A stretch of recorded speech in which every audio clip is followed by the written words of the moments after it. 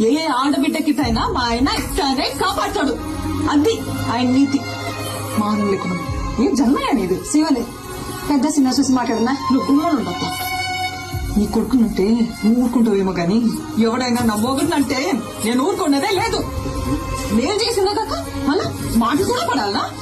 ఇంకా ఎంత సాధిస్తారా? ఇంటి పేరు ఇంటి పేరు అని ఎవరికి కావాలని ఇంటి పేరు పెళ్ళైనోడికి కావాలా ఇంటి పేరు? మా ఆయన పేరు చెప్పుకొని ఊరు ఊరిగా బతుకుతాంటాయి. ఎవడా?